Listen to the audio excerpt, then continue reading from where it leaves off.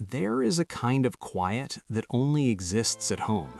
Not the silence of boredom and not the emptiness of loneliness, but a quiet that feels like safety settling into your chest. It's the gentle hum of the refrigerator in the background, the steady ticking of a clock on the wall, and the sudden realization that, for this moment, no one expects anything from you. You don't have to be anywhere else. You don't have to become anyone else. This isn't loneliness, it's peace. But most people don't understand that. They see someone who loves staying home and assume they're antisocial, withdrawn, or afraid of the world. They don't realize that for some people, home isn't an escape from life. It's the only place where life finally makes sense. The outside world is loud, full of comparison, pressure, and constant performance. Out there, many people slowly lose pieces of themselves, speaking louder to be heard, smiling wider to be accepted, pretending more just to belong.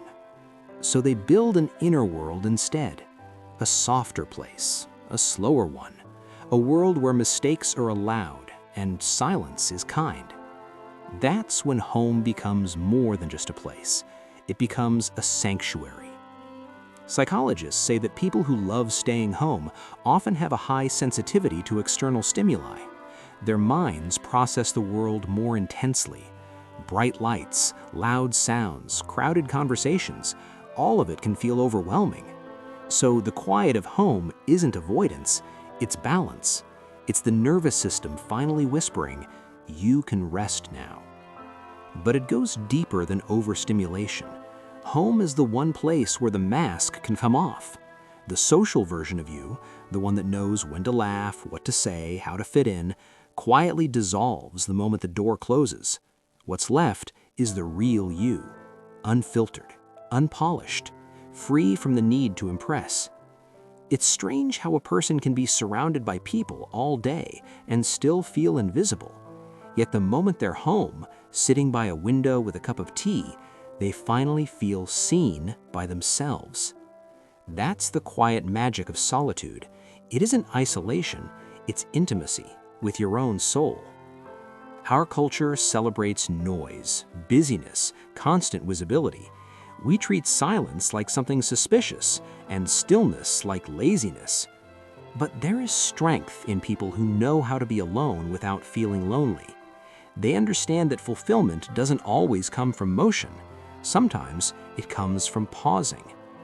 There's an old saying, if you don't go within, you go without. For people who love staying home, going inward isn't avoidance, it's alignment.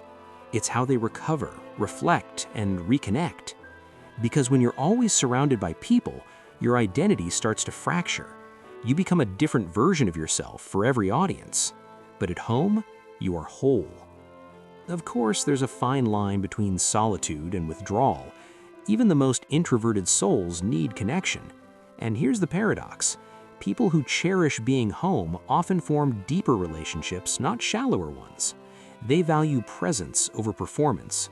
They seek bonds where silence feels comfortable. Research shows that people who spend intentional time alone often score higher in creativity and emotional intelligence, not because they're smarter, but because they're reflective. They sit with their thoughts instead of running from them.